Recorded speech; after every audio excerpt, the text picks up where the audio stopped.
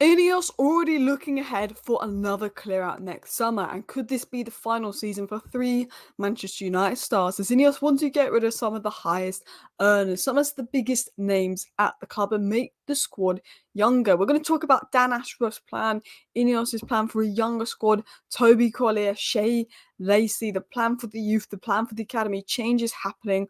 Ugarte, what is happening with Ugarte? Because Ten Hag wanted McTominay to stay and not bring in Ugarte, and Ugarte might not play for months. What's the situation on that? What's my thoughts on that? Because Ugarte played really well for Uruguay last night, played 79 minutes for them. Also, Collier, why he's viewed so highly by Ten Hag. Other plans for the youth, and a little bit of a story on Thomas Tuchel and why Thomas Tuchel rejected Manchester United. So hello and welcome back to Alice Talks Football, and welcome back to another video on the channel. I'm going to say this right now, at the time of recording this video, I'm on 92,498 subscribers. So I'm 2 subscribers away from 92.5k, on that road to 100k. So of course, subscribe down below if you're new, hit the like button. But let's go and round up all the news in 10 minutes for you guys. So this was said by the people's person, obviously, and then One Football, and there was a few stories going about that this will be Casemiro and Christian Eriksen's final season as United players, and there was talk of maybe being it being Antony's final season. It was said by Dean Jones of Give Me Sport. Securing placements for Casemiro and Eriksen is viewed as the priority behind the scenes. Plans have been put in place to secure long-term replacements in 2025. So INEOS' number one priority is to find long-term replacements for Casemiro and Eriksen in 2025. And that does not surprise me one bit, guys. They were open to offloading both Casemiro and Eriksen this summer, but no suitors came in for Casemiro. There was an expectation that Saudi clubs would come in for Casemiro. There was quite a bit of confidence inside United that Casemiro was going to leave, and that's why United wanted to sign two midfielders, because they felt that Casemiro was going to leave and Saudi interest was there. But there was some report that Saudi presidents decided against giving them funds for Casemiro. Maybe the poor form, maybe the wages, I'm not sure. But Casemiro's agent actually had talks in Saudi. John Murtagh flew to Saudi.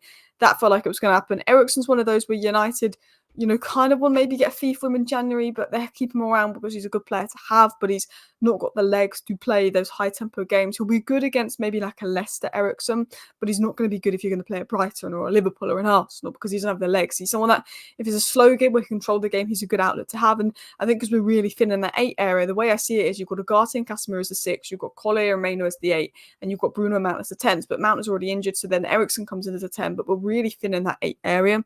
So I can absolutely see that. INEOS actually wanted to sign 2 midfielders this summer, but I think they left it late. Maybe the right midfielder wasn't on the market. They don't want to do panic buys. They want to buy in the right signings. And Casemiro and Eriksen leaving and 2 midfielders coming in is probably the focus next summer. I think left back, Antony Robinson, Loko, Aït-Nouri, Kirkes are the ones to watch. I think centre back to replace Maguire and Lindelof.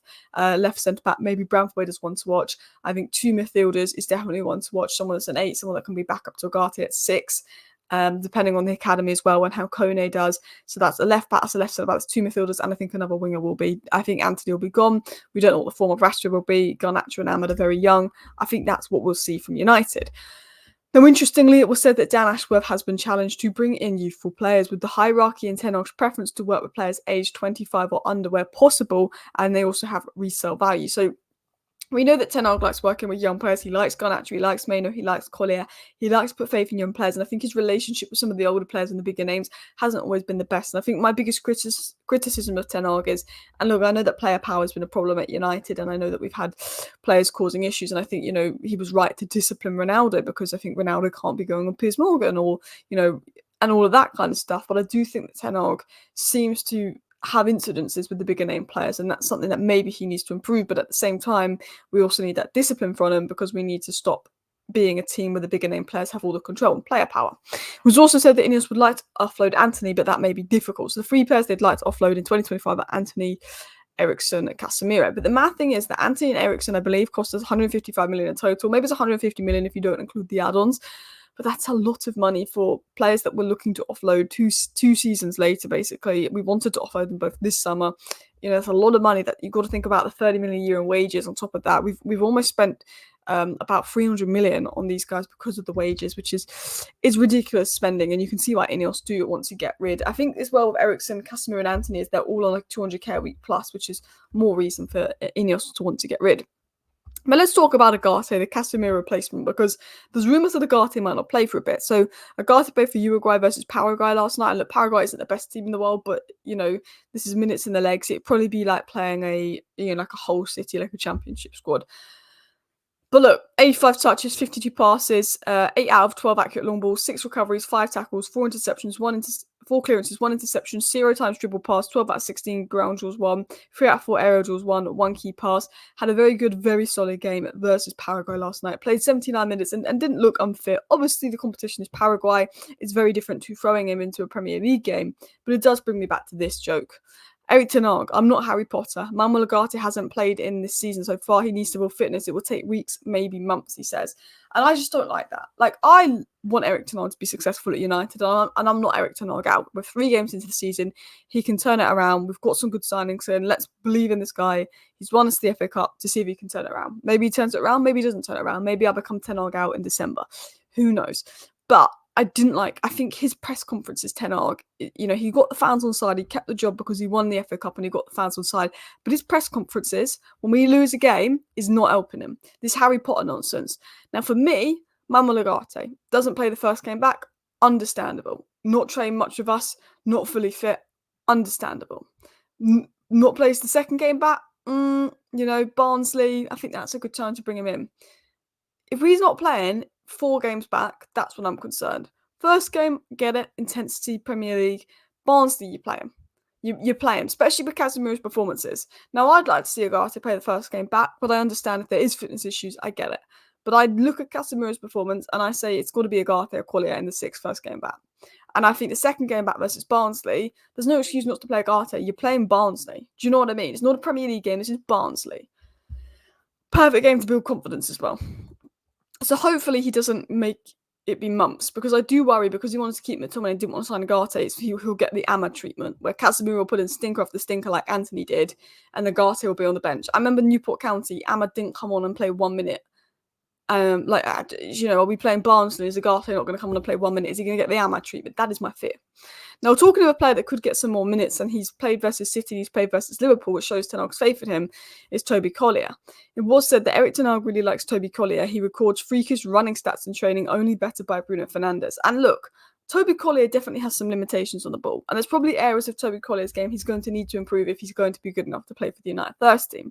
But he's a good player with very good running power and legs, and that is exactly what we're missing. He may not be the answer.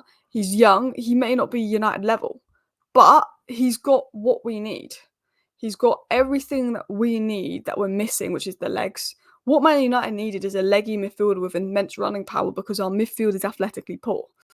That's why Amadou Onana and Max Mifa for me were perfect. I like the Ugarte signing. He's a good player. He's got good running power. He's a good tackler. But I do think someone that had immense running power is probably what we needed in midfield because of the lack of athleticism. Maino was good on the ball. Bruno's good at creating, but we need someone that is an off-the-ball monster. Now, Toby Collier is probably the best that we've got in the squad in terms of, being able to have the legs. And I think versus Liverpool, because we were athletically struggling because of the lack of legs, it was the right choice. So based off some of the reports I've read and some of the reports that come out the last few days, this is what I wrote. Eriksen and Casemiro told to leave in 2025. Lacey, Maino, Kone, Sinners long-term midfield free. Ten Hag prefers working with young players, and INEOS want to lower the age of the United squad. Reportedly, Eriksen and Casemiro exits a priority for 2025, possibly as early as January. In terms of youth, Shea Lacey, who's highly rated by Ten Hag, is set to return from injury. Collier is the youngster most likely to get minutes with Ten Hag impressed by his running power, while Amos may see playing time towards the end of the season once he becomes physically stronger. According to reports, Saku Kone has been brought in as a first-team signing and could feature in the second half of the season once he settles and impresses at academy level. Ashworth, Wilcox and Bivol and Barada are all focusing on United's youth and future. Academy star Jack Fletcher is also performing well, having been nominated for Premier League Premier League 2 Player of the Month.